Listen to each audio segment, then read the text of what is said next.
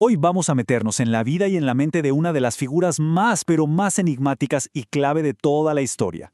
Sócrates. Un tipo que le dio un giro de 180 grados al pensamiento, y lo hizo curiosamente afirmando que no sabía nada. Y bueno, aquí es donde empieza el gran misterio, ¿no? Es una pregunta que nos obliga a investigar un poco. ¿Cómo es posible que su voz siga sonando tan fuerte después de tantos siglos y él, personalmente, nunca dejó nada por escrito? Bueno, la respuesta está en lo que los expertos llaman el problema socrático. Resulta que todo, absolutamente todo lo que creemos saber de él, viene de otras personas. De su alumno estrella, Platón, del historiador Jenofonte, e incluso, fíjense, del comediante Aristófanes que lo usaba para sus chistes. Pero del propio Sócrates, nada, cero, ni una sola palabra escrita por él.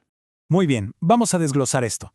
Tenemos que reconstruir a la persona a partir de testimonios que, como vamos a ver, muchas veces ni siquiera coinciden. Es como armar un rompecabezas con piezas que vienen de cajas diferentes. Y aquí están nuestras tres fuentes principales. A ver, para Platón, Sócrates era casi un superhéroe de la verdad. Para Aristófanes, era el blanco perfecto de sus burlas, un charlatán. Y para Jenofonte, un ciudadano ejemplar. Entonces, ¿cuál es el Sócrates real? Pues probablemente un poco de todos, y eso es lo que lo hace todavía más interesante. Bien, ¿cómo arrancó toda esta historia? La misión de Sócrates, su vida pública, digamos, empezó por un evento súper específico, una declaración que le cambió la vida y que al final lo condenó a muerte. Esta frase, que estaba grabada en la entrada del templo de Apolo en Delfos, era como el corazón de la sabiduría griega. No era un consejito, no, era una orden.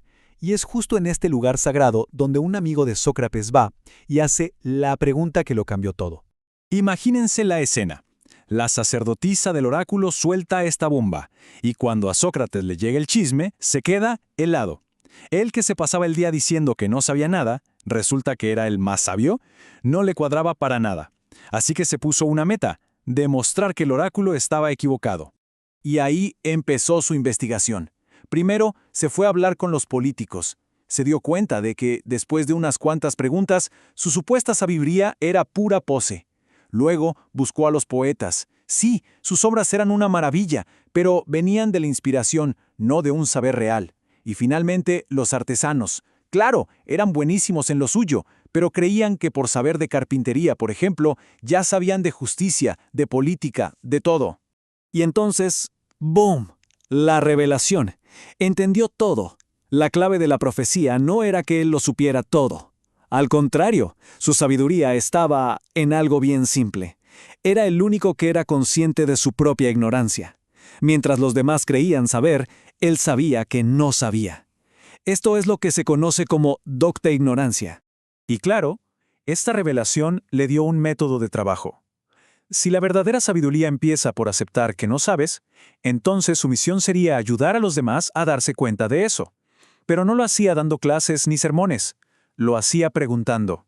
La primera parte de su método era la ironía. Se acercaba a alguien que presumía de saber mucho, no sé, sobre la valentía. Y Sócrates, haciéndose el que no entendía nada, empezaba a hacerle preguntas, una tras otra. Poco a poco, con pura lógica, llevaba a la persona a un punto en que se contradecía sola y tenía que admitir: bueno, la verdad es que no sé de qué estoy hablando. Pero no lo dejaba ahí, en la humillación. Su mamá, Fenárates, era partera, y él decía que hacía lo mismo, pero con las almas, y a esto le llamó mayéutica. Una vez que la persona aceptaba su ignorancia, Sócrates, con más preguntas, le ayudaba a dar a luz sus propias ideas, a encontrar la verdad que ya tenía dentro. Él no te enseñaba, te ayudaba a que aprendieras por ti mismo. Como se podrán imaginar, este método de andar por ahí exponiendo a la gente no le consiguió muchos amigos. Él mismo se describió con esta metáfora genial. Decía que Atenas era como un caballo grande y noble, pero medio flojo, y que él era el tábano, ese insecto molesto que lo pica para que no se duerma. Un servicio necesario, sí, pero súper irritante para el caballo. Y bueno, tanta gente irritada al final tenía que explotar. Y explotó. El tábano molesto finalmente fue llevado a juicio, no por un delito cualquiera, sino por pensar diferente, por su filosofía. En el año 399 a.C., con 70 años ya, Sócrates se enfrentó a un jurado de 500 ciudadanos de Atenas. Los cargos oficiales eran dos: uno, no creer en los dioses de la ciudad e inventarse otros nuevos, y dos, el más grave, corromper a los jóvenes con sus ideas raras. Su defensa, que Platón escribió en un texto llamado La Apología, es una joya de la lógica. Sobre lo de corromper a los jóvenes, dijo algo como, a ver, nadie le hace daño a los demás a propósito, porque vivir en una ciudad con gente mala te perjudica a ti mismo. Si lo hice, fue sin querer, por ignorancia, y en ese caso me tienen que enseñar no matar. Y sobre lo de ser ateo, señaló lo absurdo de la acusación. ¿Cómo me pueden acusar de ateo y al mismo tiempo de creer en divinidades nuevas? Una cosa o la otra. Y lo más increíble es que la votación fue súper cerrada. Lo declararon culpable, sí, pero se dice que si apenas 30 de los 500 jurados hubieran votado al revés, se salvaba. Estuvo así, a un pelo de ser libre. Pero aquí es donde Sócrates, digamos que, no ayudó a su propia causa. La ley le permitía proponer un castigo alternativo como irse de Atenas para siempre. En lugar de eso, en un acto de desafío total, dijo que por el gran servicio que le había hecho a la ciudad, su verdadero castigo debería ser que el gobierno le pagara la comida por el resto de su vida. Esto fue un insulto para el jurado, y en la segunda votación ya no tuvieron piedad. Lo condenaron a muerte por una mayoría muchísimo más grande.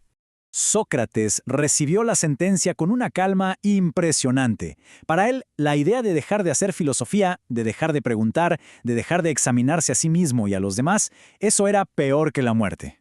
Y esta es la frase que lo resume todo. La dijo en pleno juicio. Prefirió morir a vivir una vida sin hacerse preguntas, sin buscar la verdad, sin tratar de entenderse. Ese principio era para él mucho más valioso que su propia vida. Su legado al final no es una lista de respuestas, es una actitud, un método. Es la tarea de nunca dejar de preguntar, y esa es la reflexión final. En un mundo que nos bombardea con certezas y distracciones, ¿queda el valor para hacer el tábano? ¿Para examinar la propia vida y la de quienes nos rodean?